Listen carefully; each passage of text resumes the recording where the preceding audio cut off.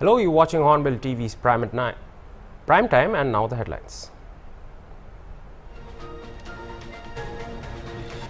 The National Students Union of India is demanding the cancellation of the SSC exam form tender date, citing irregularities in the ongoing exam process and concerns about the reliability of the current exam conducting agency.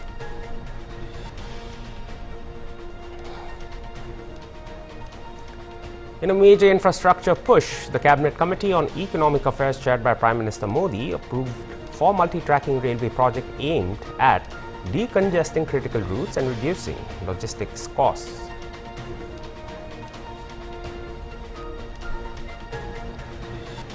The recent acquittal of all accused in the 2008 Malegaon blast case has ignited controversy. Maharashtra Anti-Terrorism Squad officer Mehboob Mujawar alleges he was instructed by high authorities to arrest RSS chief Mohan Bhagwat.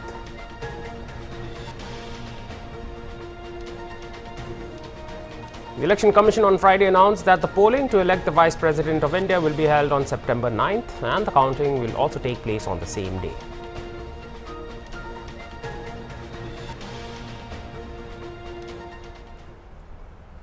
Now the news in detail.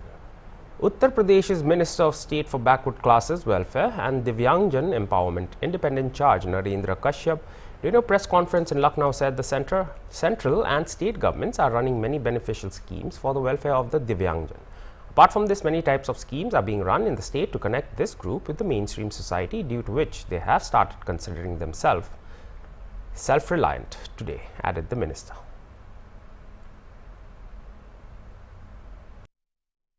सार्थक educational trust के माध्यम से आज north India के दिव्यांगजनों को के हुनर को आगे निकालने के लिए और उनको आने वाले वक्त में फिनलैंड में एक हुनर कंपटीशन में सम्मिलित कराने का एक बड़ा आयोजन हुआ, जिसमें आज सम्मिलित होने का मौका मिला। प्रसन्नता है कि सार्थक जो संस्था है उसके माध्यम से लाखों दिव्यांगजनों को नौकरी और रोजगार से जोड़ने का काम संस्था के लोगों ने किया है, जिस संस्था का राष्ट्रपति द्वारा पुरस्कार देकर उनके कार्यों को प्रोत्साहित किया गया है। तो हमें खुशी है कि हमारे लखनऊ में सार्थक एजुकेशनल ट्रस्ट के माध्यम से दिव्यांगजनों को सशक्त करने के लिए जो आयोजन संपन्न हुआ, निश्चित ही हमारे प्रदेश के दिव्यांग भी आपका लाभ उठाएंगे। और पहले से ही हमारी देश और प्रदेश की सरकार दिव्यांगजनों को सशक्त करने के लिए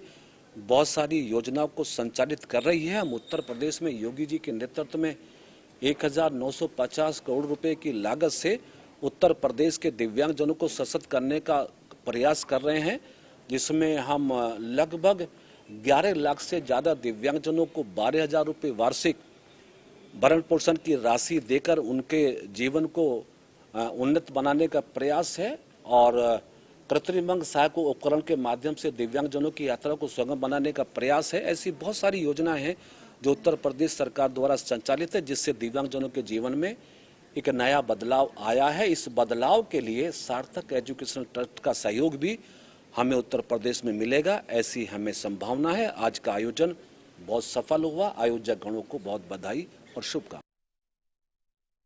The National Students Union of India is demanding the cancellation of the SSC exam form tender date, citing irregularities in the ongoing exam process and concerns about the reliability of the current exam conducting agency. They are protesting against alleged mismanagement, including exam cancellations, technical glitches and wrongly assigned exam centers. National President of the National Students Union of India, Varun Chaudhary, voiced strong opposition to the company conducting the SSC exam. He highlighted that the same firm is already banned in 3 states and demanded that the cancellation of its tender. Chaudhary also urged the ministry officials to meet students directly and address their grievances, stressing that justice must be delivered without delay.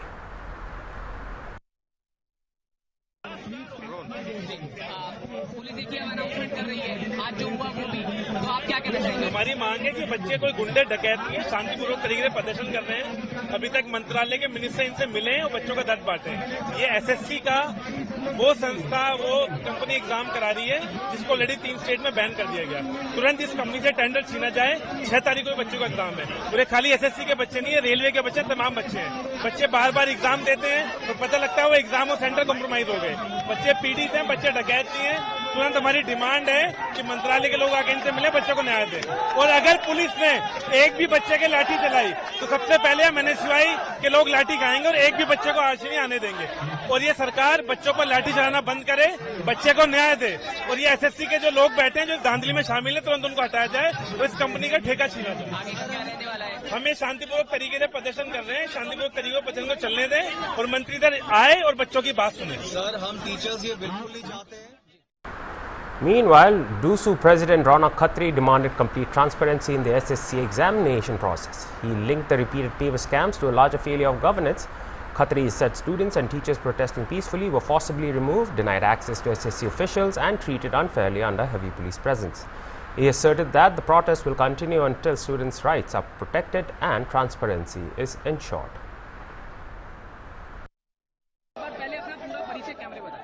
मेरा नाम रौनक खत्री है, मैं president Delhi university student union हूँ।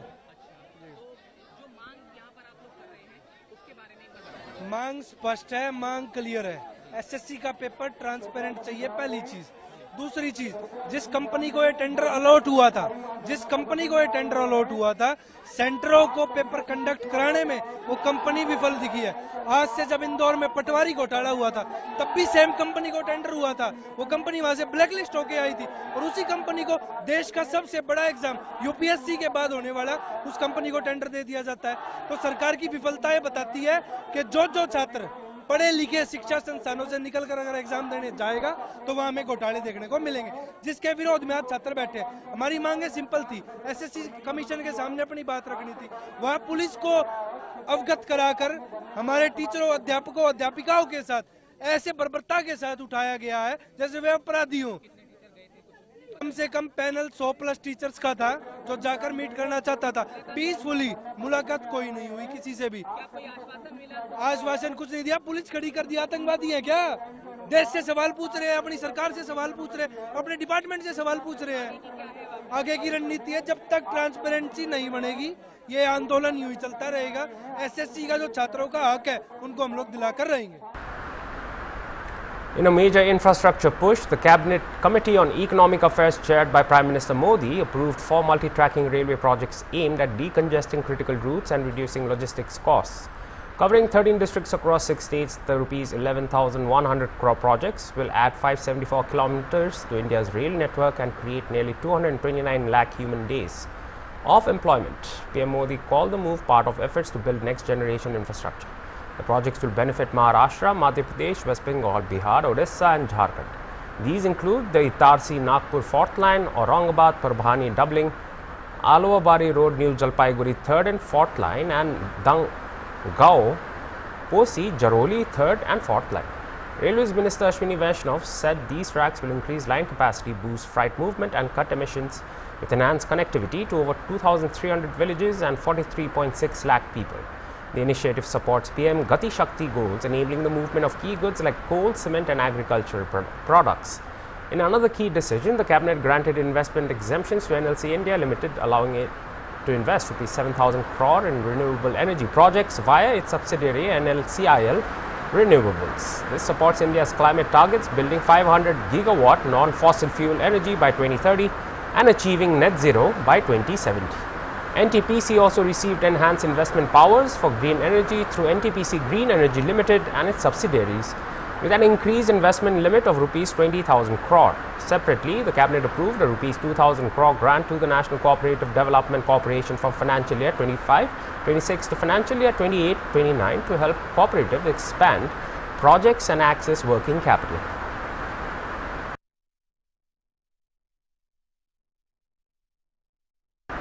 The Election Commission on Friday announced that the polling to elect the Vice President of India will be held on September 9th and the counting will also take place on the same day.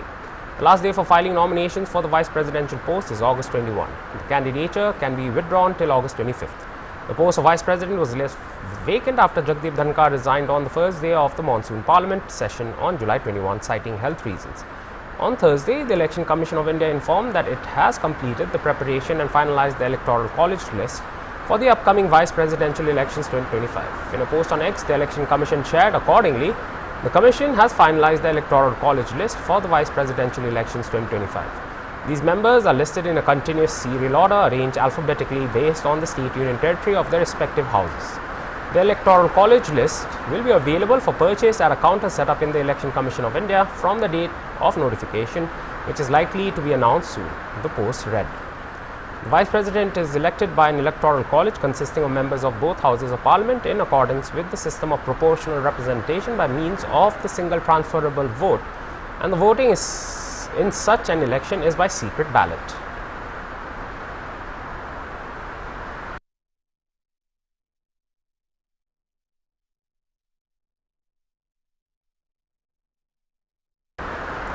The recent acquittal of all accused in the 2008 Malegaon blast case has ignited controversy marked by startling claims from retired Maharashtra anti-terrorism squad officer Mehboob Mujawar. Mujawar alleged he was instructed by high authorities to arrest Rashtriya Swayamsevak Sangh chief Mohan Bhagwat. Opposing these orders led to his alleged imprisonment and public defamation. Mujawar's statements come after the verdict by the Mumbai Special National Investigation Agency court that cleared all 7 individuals charged in the blasts. In the aftermath, political ripples spread nationwide, with BJP leaders demanding apologies from Congress, accusing them of fostering the saffron terror narrative. Senior BJP leader Ravi Shankar Prasad criticized the Congress leaders Sonia and Rahul Gandhi for allegedly prioritizing electoral gains over truth. क्या कहेंगे? मैंने आरोप वगैरह किया नहीं, मैं on record पे जो है वो कोर्ट में पेश किया है और वो कोर्ट में सिद्ध हुआ है। जो कोर्ट में सिद्ध हुई बातें आरोप विरोप नहीं सिद्ध हुए सो बात है, और क्या आगे की फर्दर इन्वेस्टिगेशन हो जाएगा तो वो आएगा वो केस के अंदर। तो सर, आपने बताया कि आपको सर संघ चालक मोहन भागवत को गिरफ्तार या पकड़ कर लाने के आदेश दिए थे, वो कौन किसने दिए थे? प्रशासकीय व्यवस्था ने दिए थे क्या कोई राजकीय दबाव था? नहीं, राजकीय का संबंध नहीं, बेकायदेशीर ऐसी बात बोले तो मेरे को जो मेरे वरिष्ठ अधिकारी है, मेरे बॉस जो थे परमवीर सिंह थे और उसके ऊपर के अधिकारी थे, उनका आदेश था उनको मोहन भागवत को उठा के लाओ, ऐसा था। और तब उस वक्त भगवा आतंकवाद का कंसेप्ट चल रहा था मीडिया के अंदर, और ये जो झूठे काम करने के लिए मेरे को बोला तो मैंने नहीं किया, उसकी मेरे को सजा मिली। झूठा काम नहीं करने से मेरे को अटक किया गया, जेल में डाला गया और मेरी बदनामी की गई। फिर मैं वो केस के अंदर मेरे पास जो भी एविडेंस है वो मैंने कोर्ट में पेश किया और मैं निर्दोष छूटा। ये निर्दोष जो छूटा हुआ मैं 10 साल हो गए ये बात को, और ये डॉक्यूमेंट में NIA के कोर्ट में गए ये डॉक्यूमेंट, और उसका भी कुछ ना कुछ उसके अंदर नून है। सर, मोहन भागवत जी को गिरफ्तार करने के आपको लेखी ऑर्डर मिले थे या सिर्फ ओरली बता दिया गया था कि उनको पकड़ कर लाएं? देखो, मेरे को कायदेशीर नियमित है, तुम एकदम बार बार मोहन भागवत जी का नाम लेते हुए तो अच्छा नहीं है। तो एक बार मैं बताया, वो बात बताया, तो मेरे को जो भी है कायदेशीर आदेश था, मगर वो उसमें का कंसेप्ट था वो झूठ था। जो है मेरे पास जो रिकॉर्ड है वो है तो बोल रहा हूँ, छाती ठोक के बोल रहा हूँ, हिम्मत से बोल रहा हूँ, सच्चा बोल रहा हूँ। कोर्ट में मैंने एफिडेविट दिया है इसके अंदर और मेरे पास एविडेंस है उसका। तो बार बार तुम वो मोहन भागवत को उठा के लाए ऐसे जो बोल रहे ना, जो एक बार बोला वो बराबर है। सर, जो चार्जशीट दाखिल की गई है उसको अगर गलत साबित होती है तो उन जो तपास अधिकारी है क्या उन पर कार्रवाई होने की आप मांग करेंगे? देखो, मेरा क्या संबंध नहीं ना उसके अंदर, मैं क्यों मांग करूँगा उसके अंदर? वो जो कार्रवाई उनके ऊपर करो, मैं ओपिनियन देने वाला कौन हूँ? मेरे बारे में जो हुआ वो बता रहा हूँ मैं। बाकी का क्या होने वाला है, इसका मैं जो बोल रहा हूँ उसका परिणाम क्या निकलने वाला है, मेरे को उसका फायदा होने वाला है क्या नुकसान होने वाला है, मेरे को मालूम नहीं है। और मैं इसके बारे में मेरे को आज पूछा जा रहा है बोल के बोल रहा हूँ मैं। इसके पहले तो मैं रिकॉर्ड पे लाया हूँ वो बात को। तो ये इसके अंदर वो किसके ऊपर क्या कार्रवाई करना है, मैं इतना रिक्वेस्ट कर सकता हूँ, जो जो लोग इसके अंदर बम ब्लास्ट में मर गए उनको ज़्यादा से ज़्यादा मुआवजा दो, उनको ज़्यादा उनको दो पैसा। कोर्ट में न्यायालय ने भी 2-2 लाख जो ऐसा बोला है, उससे ज़्यादा उनको मुआवजा दियो तो उनका परिवार ठीक से रहेगा, उनके ऊपर भी अन्याय हो गया। इस मालेगांव नतीजे या निकाल के बारे में राज्य सरकार को क्या सर्वोच्च न्यायालय में इसकी अपील दाखिल करना चाहिए क्या? इसके बारे में गवर्नमेंट क्या करने वाला है? मैं एक घर में बैठा हुआ आदमी हूँ, मेरा क्या कौन सुनने वाला, और वो कहीं वैसी बात करने का मेरे को क्या अधिकार है? The blast, which took place on September 29, 2008 near a mosque in Malegaon, resulted in 6 deaths and 95 injuries. Originally 11 individuals were charged, but only 7 faced trial. Despite the acquittal, the victims' families plan to challenge the ruling in higher courts. Meanwhile, political parties continue to express divergent views, amplifying the already tense atmosphere.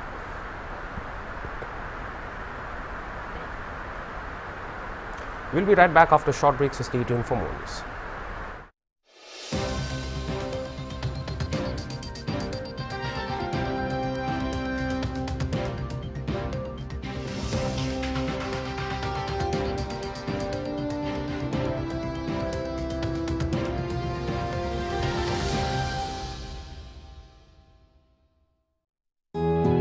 What is HIV? HIV stands for Human Immunodeficiency Virus. The virus is present in certain body fluids and can be spread from person to person.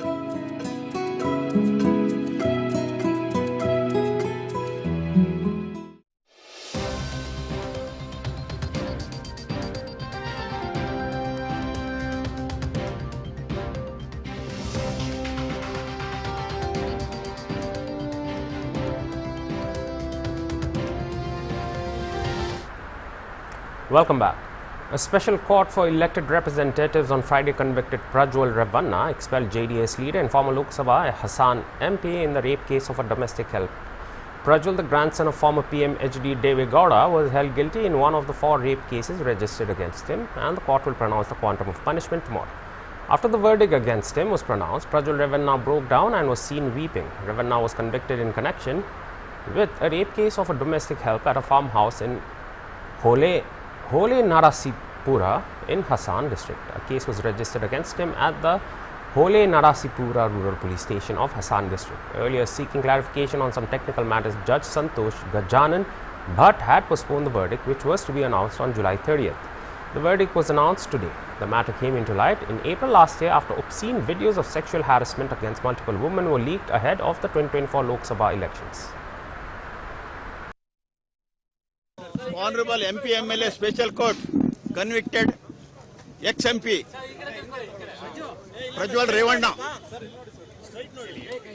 Today, judgment is under 232 subsection is convicted. Tomorrow, the quantum of sentence will be pronounced. So what worked for the prosecution? What evidence were the clinching evidence? Here in this case, we have examined 26 witnesses on behalf of the prosecution, though I was cited more than 100 witnesses, and we have got marked 180 documents in favor of the prosecution. Defense also got marked 2 documents, D1 and D2. That's all. And main evidence is of the victim lady. That is very much convincing one. Hence, I think much importance was naturally goes to the evidence. With the speed of the trial and the way things went? Yes, 38 adjournments court taken. I think this is one of the recent cases. Very fast trial has been taken consideration and disposed. 38 adjournments, including argument dates. Okay, what about the remaining 3 cases, sir? Those cases are pending. In one case, another case is, I think, Fidel 1 and 2. 2 witnesses, her victim and her husband, are already examined. Tomorrow that case is there for cross-examination on behalf of the defense. Do you think it's a big win for the prosecution, sir, considering the political clout that he had? Prosecution, it is the victim, victory to victim. Ultimately, she got secured. And also, I congratulate the SIT team. Very, I think, deeply and minutely they have initiated in all respect, because we relied not only the oral evidence, apart from that, digital evidence. Video is there, no? From video also, and technical evidence, DNA report, FSL report, comparing the earlier video with this oral evidence. and the clothes, etc., worn by that lady during the course of, I think, rape. That also identified, and the IO is successful in securing or seizing those clothes also, even after 3-4 years. Sir, in sensational case like this, digital evidence, how important was this in this? Yeah, this is the digital era. We cannot ignore the digital evidence. Yeah, digital, actually in rape cases, digital evidence is not at all required.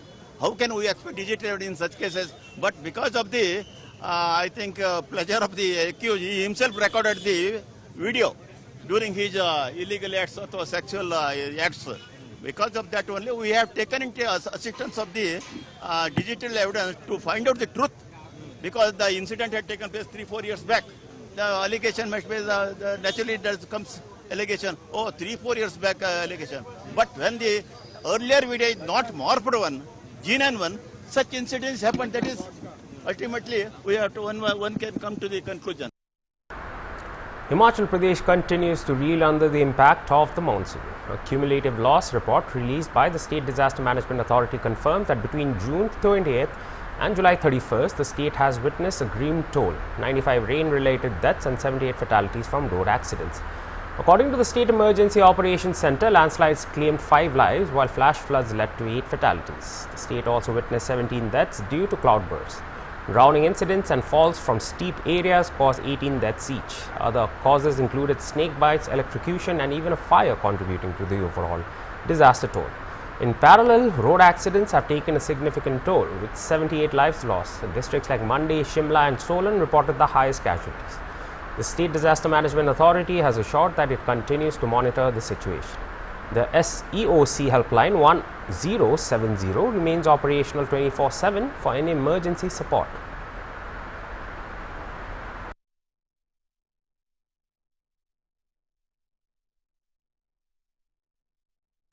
Prime Minister Narendra Modi will visit Assam on September 8 to inaugurate a series of key projects and participate in the Bhupen Hazarika birth centenary celebrations. Addressing a press conference, Assam CM Himanta Biswa Sarma said the centenary celebrations will commence with a central function in Guwahati, which will be attended by PM Modi. Additional events will be organized across Arunachal Pradesh, West Bengal, Mumbai and Delhi in the name of the legendary musician and cultural icon Bhupen Hazarika. Prime Minister Modi will also inaugurate a biorefinery plant in Malegaon built at a cost of Rs 4,200 crore. The plant will convert bamboo into second-generation ethanol and produce value-added chemical byproducts. Later, the PM will visit Mangaldoy, where he will lay the foundation stone for several key infrastructure projects. The foundation stones of a new bridge over the Brahmaputra River connecting Kudua and Narengi Ring Road and the Darang Medical College will also be laid. In addition, CM Sarma stated that Union Home Minister Amit Shah is expected to visit Guwahati in early August. The visit will include the inauguration of newly created government institutions and a major NDA convention where PM Modi is scheduled to be the chief guest.